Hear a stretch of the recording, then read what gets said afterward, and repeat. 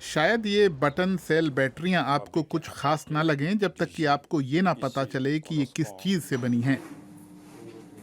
Senegal की राजधानी डकार की इस लैब में ये बैटरियां बनी हैं मूंगफली के छिलकों से। इस किस्म के बायोमास को उच्च किस्म की सामग्रियों में बदलना, ये शोध का नया क्षेत्र है। वैज्ञानिक समुदाय 2-3 साल से इस पर काम करता रहा है और यहाँ अफ्रीका में इसकी शुरुआत सबसे पहले हमने ही की थी। सेनेगल में मूंगफली के छिलकों की कोई कमी नहीं है।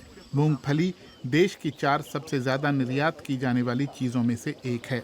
60% से ज्यादा ग्रामीण आबादी मूंगफली उगाती है, लेकिन इस साल कम बारिश की वजह से उत्पादन कम रह सकता है, लगभग 16 लाख टन। प्रोफेसर गोम के मुताबिक अभी तक छिलकों को फेंक दिया जाता था या जला देते थे, बिल्कुल कचरे की तरह। वो डकार के टिलेने सेंट्रल मार्केट से अपना कच्चा माल खरीदते हैं और कारोबारी को बताते हैं कि इन छिलकों से बैटरियां बनती हैं। मैंने इसके बारे में कभी नहीं सुना था। लगता है हर रोज सुबह जागो तो एक और टेक्नोलॉजी आपके सामने होती है, यानी और विकास। मैं खुश हूँ कि ये हो रहा है और छिलके भी काम आ रहे हैं। 2 साल से भी ज्यादा समय से बाला डियोप गोम अपने 15 छात्रों के साथ मिलकर बायोमास से ऊर्जा बनाने पर शोध कर रहे हैं।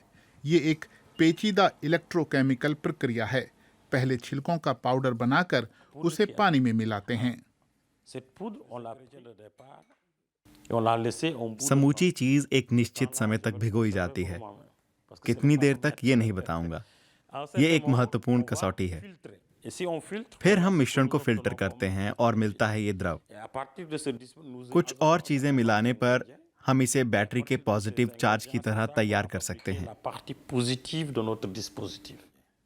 रिसर्चर छिलकों की उच्च कार्बन सामग्री का लाभ उठाकर उनसे जिंक ऑक्साइड को निकाल लेते हैं।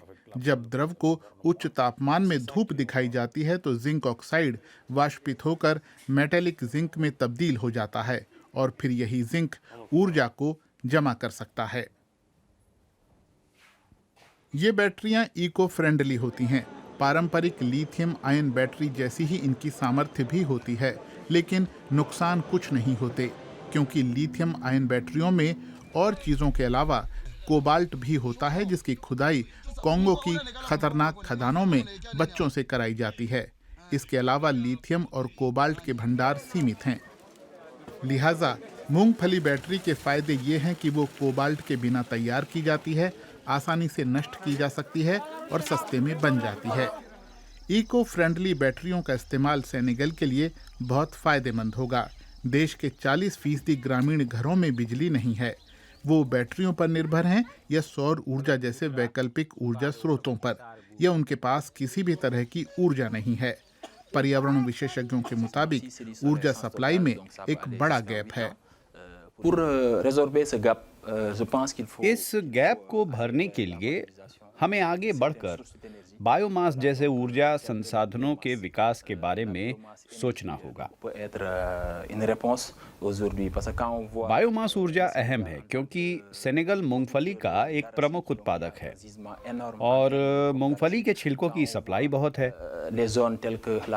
कासामांक जैसे इलाकों के लिए जहां बायोमास बड़ी मात्रा में उपलब्ध है, वहां इस ऊर्जा स्रोत का विकास हमें मौजूदा गैप को बहुत हद तक भरने में काम आएगा।